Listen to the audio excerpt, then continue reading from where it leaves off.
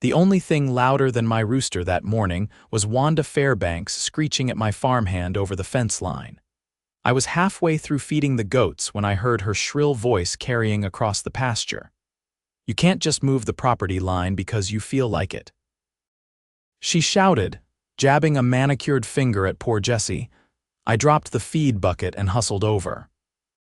Jessie, who was built like an oak tree but had the patience of a Sunday school teacher, stood there holding a post-hole digger, looking like he couldn't believe he was being yelled at before 9 in the morning. The fence in question. It was a replacement for the ragged old line that had been there since my granddad's time. We had the survey papers, the permits, every dotted I and crossed T in a folder thicker than a Bible. But Wanda, Queen Bee of the Willow Creek Homeowners Association, decided today was the day she was going to flex some HOA muscle. "Madam, the survey's right here," Jessie said, holding out the rolled-up blueprint like a peace offering. Wanda slapped it out of his hand. "Don't you madam me." She shrieked, then shoved him hard enough that he stumbled back a step. I stepped between them fast. "Back off, Wanda," I said, voice low. "You're crossing a line." She ignored me, face twisted up like she'd sucked a lemon. "You people think you can just do whatever you want. This is a community, not your personal farm." "This is my land," I said, pointing to the survey stake. "And you're trespassing." Instead of listening, Wanda lunged at Jessie again, swinging her oversized purse like it was a weapon. She caught him square in the shoulder. Jessie dropped the post-hole digger and held up his hands. "That's it," he said. "I'm pressing charges." Wanda froze like she just realized she'd gone too far, but it was already too late. I pulled out my phone and called Deputy Marshal, who I'd known since high school. Meanwhile, a few of the neighbors had come out on their porches, phones in hand, recording every second. Wanda turned around, saw the cameras, and screeched, "You can't arrest me. I'm the HOA president." Jessie wiped dust off his jeans and looked at me with a half grin. "Guess we'll see about that." And when the deputy rolled up 10 minutes later, Wanda tried to play innocent. But with half the street recording and Jessie's bruised shoulder as proof, it took less than 5 minutes before she was cuffed and shoved into the back of a squad car. As the cruiser pulled away, one of my neighbors, old Mr. Langford, whistled low and said, "'Bout time someone put that woman in her place." I just picked up the post-hole digger and said, "Fence isn't gonna build itself." Jessie chuckled and got back to work like nothing happened except now. The whole neighborhood was buzzing, and the HOA was about to have a much bigger problem than a fence. By the time Wanda's police cruiser disappeared down the hill, the morning heat had already begun to press down heavy. Jessie and I finished setting the last few fence posts without any more interruptions, but I could feel the whole neighborhood buzzing like a kicked hornet nest. Folks were standing in their driveways, talking in low, excited voices, stealing glances toward my property like they expected fireworks to start popping off next. I wiped sweat from my forehead with the back of my hand and caught sight of Mrs. Alvarez, my neighbor 2 lots down, hustling toward me, her bright floral sun hat bobbing with each step. "You need to see this," she said, breathless, holding out her phone. I leaned in. It was a video, one of many, apparently, that she'd taken of Wanda's outburst. Not just the shove and the purse swing, but before that too, Wanda screaming at Jessie, threatening to revoke my property rights and seize part of my land for community beautification. "She said what?" I asked, frowning. Mrs. Alvarez nodded fiercely. "She thinks the HOA can just take your land because she doesn't like how it looks." I felt my stomach drop. Assault was bad enough, but trying to illegally annex private property, that was a different beast altogether. "Mind sending me that video?" I asked. She grinned. "Already did." I thanked her and tucked my phone into my back pocket. My gut told me this wasn't over. People like Wanda didn't just crawl away after losing face, they doubled down. Sure enough, around noon, my mailbox coughed up a thick envelope stamped with the Willow Creek HOA logo. No return address, no postage, someone had hand-delivered it. I ripped it open, standing right there by the fence. Inside was a notice claiming I was in violation of community uniformity codes. citing nonsense like unauthorized agricultural activity and unsightly boundary structures.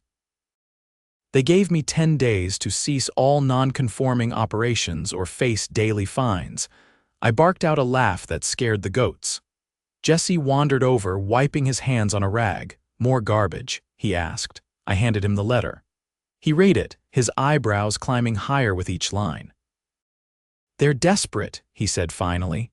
"They know they screwed up." "Yeah," I said, a plan already forming, "and they're about to screw themselves even harder." First thing I did was call my lawyer, a no-nonsense woman named Dana Hart who lived a few miles over. Dana had a reputation for eating HOA boards for breakfast. After I explained the situation, she whistled low. "They committed multiple violations just by sending you that letter," she said. "Unauthorized enforcement, harassment, attempted illegal seizure, and that's just off the top of my head." I scheduled a meeting for the next morning. Meanwhile, Jesse and I set up a few extra security cameras around the property. After Wanda's stunt, I wasn't taking chances. As the sun dipped low, I noticed a black SUV idling across the street. I watched from the porch as a man in a cheap polo shirt got out, clipboard in hand. He snapped some photos of my new fence, scribbled something down, then drove off without a word. I didn't recognize him, but I had a hunch who he worked for. Early next morning, I walked into Dana's office, a cozy place with walls lined in heavy law books and a coffee machine that looked older than me. She was waiting with a thick folder already open on her desk. "They're in more trouble than I thought," she said without preamble. She slid a document across the desk. It was a copy of Willow Creek's Articles of Incorporation and HOA bylaws. Turns out, the HOA's charter specifically prohibited them from regulating agricultural land that predated the community like my farm, which had been here since the 1930s. "They don't have a legal leg to stand on," Dana said, tapping the paper. "And with the assault charge pending, their leadership is already compromised." I leaned back in my chair, feeling a knot in my chest loosen slightly. "So what do we do?" Dana smiled in a way that made me glad she was on my side. "We file a cease and desist, demand an immediate retraction of all enforcement actions, and we notify the state attorney general's office about their attempt to illegally seize property. If they don't back off, we sue." I left her office with a bounce in my step and a thick packet of paperwork in my hand. Back at home, Jesse and I installed 2 more cameras and posted a few bright yellow "no trespassing" signs along the fence, just for good measure. Around dusk, I spotted another HOA member, this time old Mr. Stroud, skulking by the edge of my property, pretending to walk his schnauzer. I waved at him, and he turned beet red and scurried off. The next day, Dana sent the cease and desist via certified mail and personal service. By mid-afternoon, I got a furious knock at my door. It was Trevor Langston, the HOA vice president, a wiry little man with darting eyes and a permanent sneer. "You can't threaten us with lawsuits, it's harassment," he barked the moment I opened the door. I leaned against the frame, arms crossed. Dana would disagree. And so would the attorney general. Trevor's face twitched. "You're not special just because you got a few goats and a shed," I smiled slowly. "You're right. But what I've got is 100% legal, unlike your false violations." For a second, I thought he might try to push past me, but then he caught sight of the security camera blinking above the door and thought better of it. "You'll regret this," he hissed. "Maybe," I said, "but you'll regret it first." He spun on his heel and stormed off. I shut the door and turned to Jesse, who was lounging on the couch with a soda. "Think that counts as a threat?" Jesse asked. "Already recorded," I said, pointing to the blinking red light on the camera. That night, Dana called with more good news. Wanda had been formally charged with misdemeanor assault and unlawful trespass. Her court date was set for 3 weeks out. "And get this," Dana said, her voice practically humming with satisfaction. "I found out the HOA's insurance doesn't cover criminal acts by board members. They're on the hook personally for any damages." I laughed so hard I nearly dropped the phone. The next few days were quiet, but you could feel the tension in the air, like the moments before a summer storm. Flyers started appearing on mailboxes, anonymous little notes warning residents that certain individuals were causing disruption and threatening the harmony of Willow Creek. I collected every single one and added them to my growing file of evidence. Then, 3 nights before Wanda's first court hearing, someone cut the power to my barn. Thankfully, the backup generator kicked in immediately, but the damage was clear. Wire snipped clean near the breaker box. I called the sheriff's office and Deputy Marshal came out again. "Looks like sabotage," he said grimly, shining his flashlight over the mess. "You think it's the HOA?" "I think it's somebody scared of what happens when Wanda goes down," I said. Marshal nodded. "We'll file a report, and I'll put a patrol car through here a little more often." I thanked him and locked the barn up tight. With the court date looming, I decided it was time to go public. I emailed Dana and asked if we could hold a community meeting. She loved the idea. We booked the town hall for Saturday afternoon. Flyers went up. Emails went out. Word spread faster than wildfire through Willow Creek. By the time Saturday rolled around, the parking lot was packed. Neighbors crammed into the folding chairs, murmuring excitedly. Dana stood at the front with a stack of papers and a laser pointer. I took the microphone first. "My name's Luke Carter," I said. "My family's been farming this land since before most of these houses were built. I'm not here to pick a fight. I'm here because the people running your HOA broke the law." A ripple of uneasy whispers spread through the crowd. Dana took over from there, laying out every violation, every overreach, every dirty trick the HOA board had pulled. She showed the videos, the fake violation letters, even the sabotage report from the sheriff's office. Murmurs turned into gasps. Some folks looked furious. Others looked ashamed. When Dana was done, she opened the floor for questions. First up was Mrs. Alvarez. She stood tall, voice steady. "What do we have to do to remove them?" Dana smiled. "According to your bylaws, a simple majority vote." By the end of the meeting, we had over 70 signatures demanding a special election. Trevor was lurking at the back of the room, face pale and sweating. He tried to slip out early, but not before I caught his eye. He looked away fast, because he knew. The storm was coming, and this time, it was aimed squarely at them. The Monday after the town hall, the special election paperwork was filed at the county courthouse. Dana made sure every signature was notarized and cross-checked, leaving no room for technicalities. The election was officially scheduled for 3 weeks out, and in the meantime, the HOA board was stripped of its ability to issue new fines or enforce any new regulations. A temporary injunction Dana had secured through the local judge. The news spread like wildfire. By Tuesday morning, the Willow Creek Facebook group was a battlefield.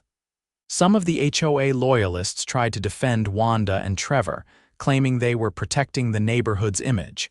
But most folks had seen the videos, read the flyers, and heard enough. Support for the current board crumbled faster than a stale cookie. Meanwhile, Jesse and I stayed busy reinforcing the barn's security. We added steel grates over the windows and installed motion-sensitive floodlights that lit up the whole property if anyone crossed the fence line. Jesse, who usually kept his head down and focused on work, walked around with a visible edge now, keeping an eye on any unfamiliar cars creeping past.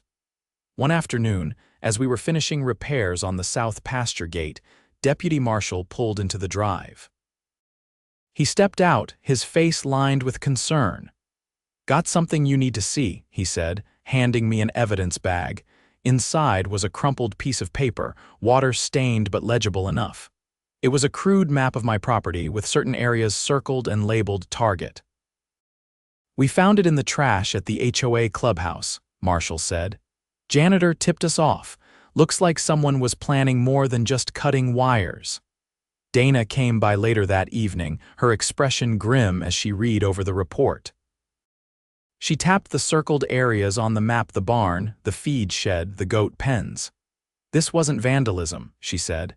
"This was premeditated sabotage. She made a call right there from my porch, speaking in low, clipped tones I could barely catch. When she hung up, she turned to me. "The sheriff's office is escalating this," she said. "Possible conspiracy, property destruction, maybe even animal cruelty if they can prove intent. And it's not just Wanda and Trevor under investigation now." The next few days passed with an eerie quiet. Nobody from the HOA board showed their faces. No one dropped off fake violation notices. Even the black SUV that had been tailing us disappeared. It felt like the eye of a storm, and neither Jesse nor I trusted the calm. Then on Thursday, just after sunset, 3 sheriff's deputies and 2 detectives raided the HOA office. Jesse and I watched from the edge of the property as they hauled out boxes of documents, hard drives, and laptops. A few board members huddled outside, looking pale and sick. Wanda wasn't among them. She was still awaiting her court date, but Trevor was there, arguing with the deputies until they finally cuffed him and stuffed him into a cruiser. Dana showed up shortly after, dressed in jeans and a leather jacket, strolling past the scene like she owned the place. She caught my eye, gave a small nod, and kept walking, clipboard in hand. Later, she filled me in on the details. Turns out, the HOA had been cooking their books for years. They'd been siphoning money from community dues into a private account labeled beautification projects. But the funds had been used for personal trips, home renovations, and most galling payments to a private security firm to harass residents who resisted their rules. "They're looking at serious felony charges," Dana said, flipping through a stack of preliminary reports. "Fraud, embezzlement, conspiracy, property damage, and if we're lucky, racketeering." Jesse let out a low whistle and leaned back in his chair. "Guess they picked the wrong farm to mess with." The election was still 2 weeks away, but at that point, it was a formality. No one in their right mind was going to vote to keep the old board, not after seeing Trevor hauled off in cuffs and reading the news articles that were now plastered all over town. One rainy afternoon, I got a knock at the door. It was Mrs. Alvarez again, clutching a thick binder to her chest. "I thought you might want this," she said, handing it over. Inside were copies of old HOA meeting minutes, ones the board hadn't made public. They detailed how Wanda had pushed for strategic acquisitions of properties she deemed unsightly, including mine. They even had notations about how to pressure owners into selling by weaponizing violations. I closed the binder slowly, heart thudding. "They planned this from the start," I said. Mrs. Alvarez nodded. "We all owe you, Luke, if you hadn't stood up to them." "You stood up too," I said, "all of you." The rain came harder that night, pounding on the metal roof of the barn. Jesse and I sat inside, playing cards and listening to the storm. The goats huddled together in their pen, dry and safe. Every so often, I'd glance at the new security monitors we'd installed, watching the property lines flicker gray and white on the screens. Saturday finally arrived, and with it, the election. The community center was packed. Folks lined up out the door, umbrellas clutched tight against the drizzle. I stood near the back, hat pulled low, trying to stay out of the way. When the votes were counted just after noon, the results were overwhelming. 90% in favor of removing the entire board. Cheers erupted. People hugged, shook hands, clapped each other on the back. It felt like the weight of a whole mountain had been lifted off Willow Creek's shoulders. The new interim board was made up of regular folks, teachers, small business owners, retirees, people who actually lived here, not power-hungry bullies looking to carve up their neighbor's land. Dana was appointed as the acting legal advisor. She insisted on waiving her fee until everything was settled, saying, "I'm just glad I could help put things right." As for Wanda, her court date finally came. Jesse and I sat in the back row of the courtroom, watching as the prosecutor laid out the charges. Assault, trespassing, conspiracy to commit fraud, and obstruction of justice. The judge didn't look impressed when Wanda tried to blame everything on a misunderstanding. The jury needed less than 2 hours. She was found guilty on all counts. Sentencing was set for the following month, but the judge made it clear Wanda wasn't going home that day. They cuffed her right there at the defense table, and she shrieked loud enough to make the bailiff wince. Outside the courthouse, reporters crowded around, snapping pictures and shouting questions. Jesse and I slipped away through a side door, heading toward the truck. "Feel weird?" Jesse asked as we climbed in. I thought about it. Thought about the months of tension, the sleepless nights, the fear that they'd come back to finish what they started. "No," I said, starting the engine. "Feels right." We rumbled down the highway, the sky clearing little by little, patches of blue breaking through the gray. Back home, the goats would be waiting. The fields would be green from the rain. The fence would stand firm, marking what was ours and what we had fought to keep. The neighborhood would heal slowly but surely. And as for Jesse and me, we had work to do, fences to mend, crops to tend. A life to live, free from the grip of people who thought power made them kings over others. They learned the hard way. Not everyone bows to a crown made of paper. The first real sign that things were changing came 3 days after the election. I was fixing a loose hinge on the goat pen when a convoy of unmarked sedans rolled into Willow Creek, kicking up dust and scattering a few curious dogs. Men and women in dark suits, serious as funeral directors, stepped out and moved with a purpose toward the old HOA office. Jesse leaned on the fence, arms crossed, watching them. "Veds?" he asked without taking his eyes off the scene. "Probably state investigators," I said. "Maybe both." The interim board had turned over every scrap of evidence they found in the HOA's files, receipts, emails, internal memos, and apparently, it was enough to get higher authorities involved. Word spread quick that the investigation wasn't just about embezzlement or harassment anymore. They were digging into potential money laundering tied to some shady land development deals Wanda and Trevor had been negotiating behind closed doors. At the next interim board meeting, attendance overflowed the community center. Folding chairs lined the walls and people stood in the aisles, eager to hear what else had been uncovered. Dana stood at the front, a thick binder resting on the podium.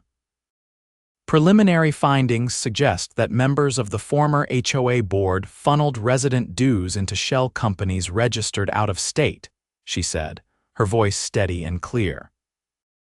Those companies were used to purchase tracts of land in nearby counties under false names, likely with the intention of flipping them for private profit. A low murmur rippled through the crowd. "And there's more," she continued.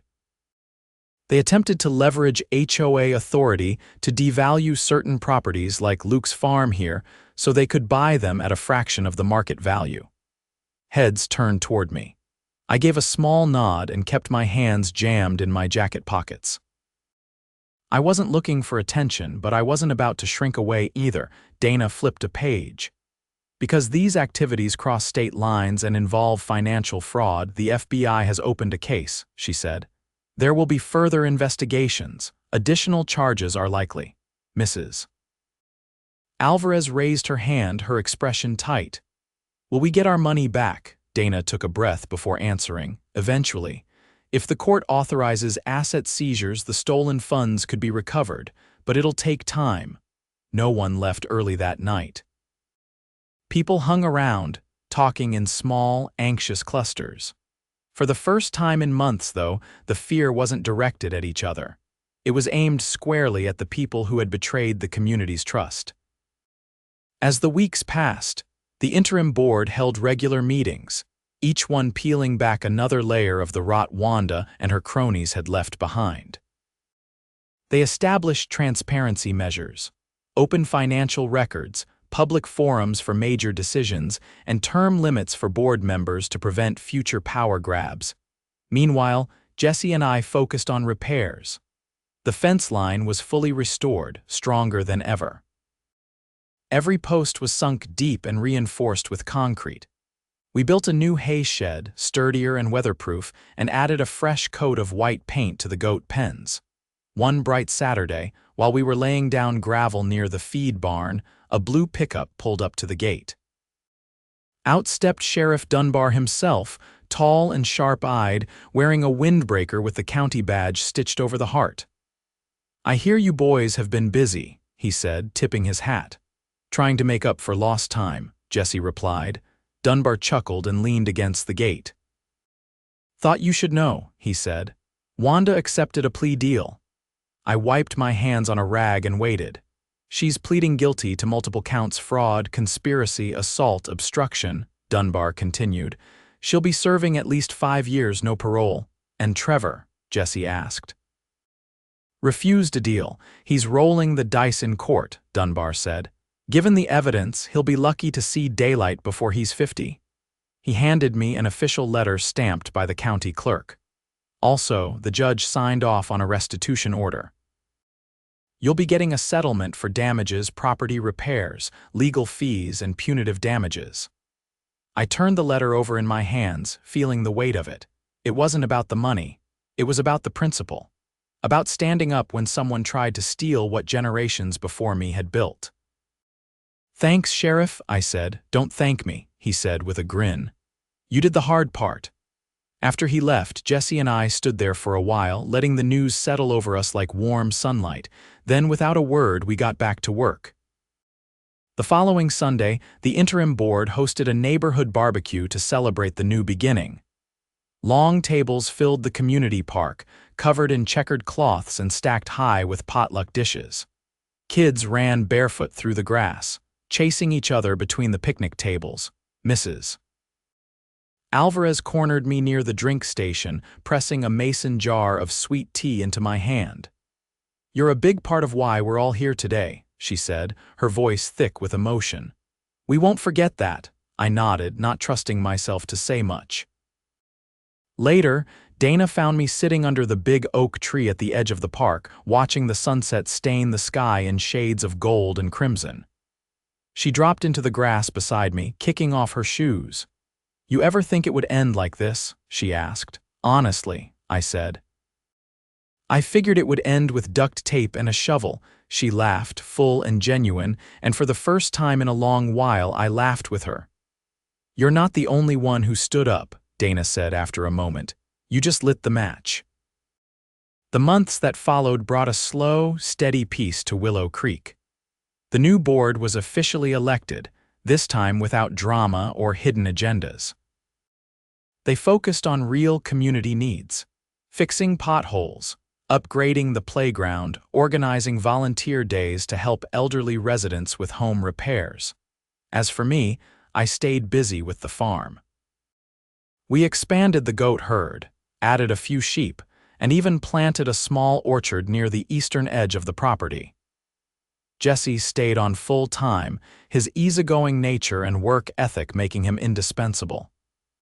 One afternoon, while building a new irrigation line, Jesse wiped his forehead and said, "Funny how it all started with a fence." "Funny," I agreed, tightening a hose clamp, "and fitting, because boundaries mattered. Knowing where yours were, standing firm when someone tried to cross them without respect, that mattered." I looked out over the fields, the bright green rows of new growth stretching toward the horizon. The fence stood firm, weathered but strong, a silent testament to everything we'd fought for. And for the first time in a long while, I knew that no matter what storms came next, we were ready.